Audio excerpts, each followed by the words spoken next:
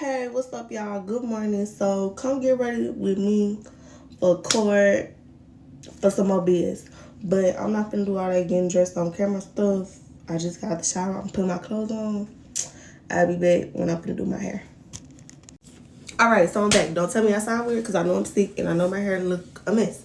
But anyway, so I gotta go to court for my ex.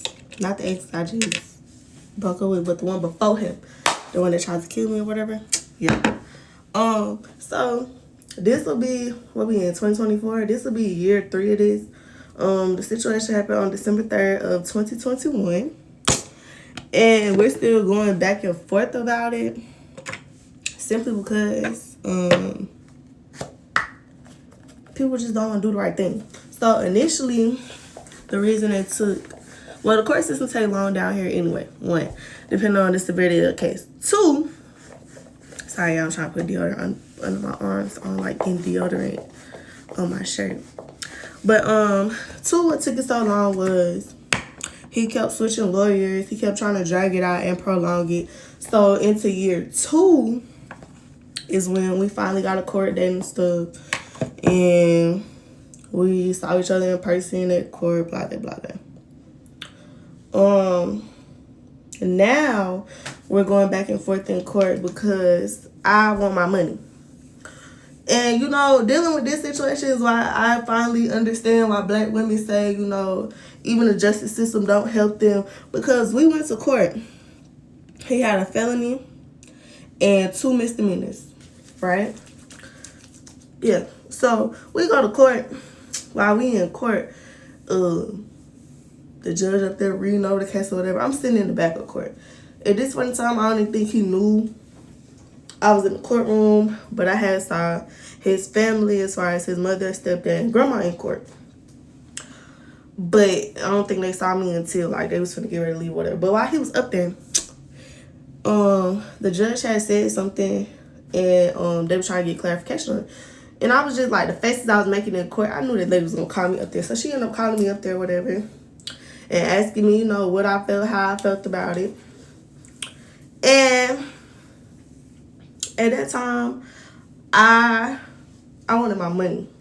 Because y'all know Ruby, my baby. Yeah, I had just got her May of that year.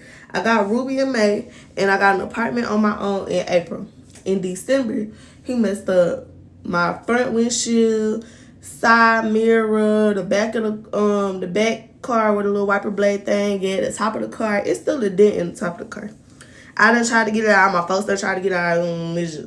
But it's okay. Ruby, we finna get Ruby too. But anyway, he messed all that up, and then he kicked in my patio door during the altercation or whatever.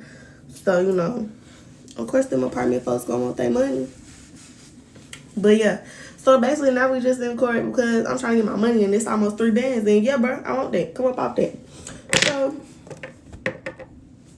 that's what we're going to court for today. Now, I done already called last week because they told me it was the 5th, which is today, right? She gonna tell me his lawyer applied for a leave of absence, but it wasn't granted yet.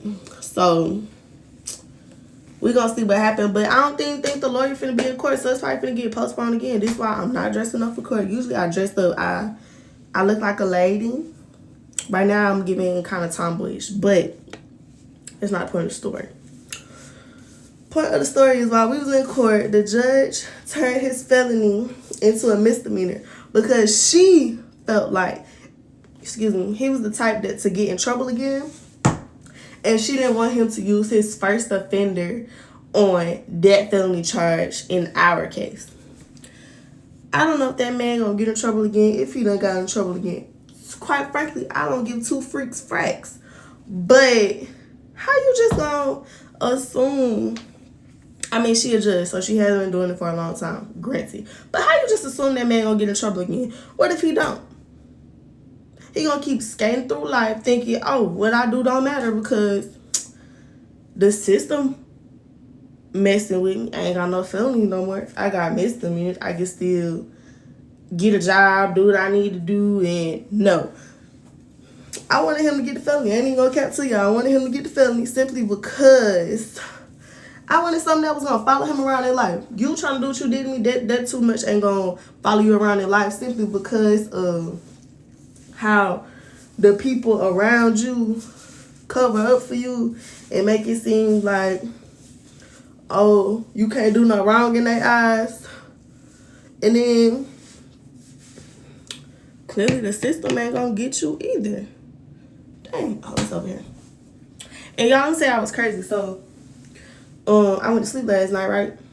This is a gown that I got from like Walmart some years ago. That's the same gown that I wore the night that happened. I got this arm. Right here where my arm is darker is where my skin had to grow back in from what he did to me. And quite frankly, if I'm walking around here with permanent scars, you need to have something that's going to follow you permanently too.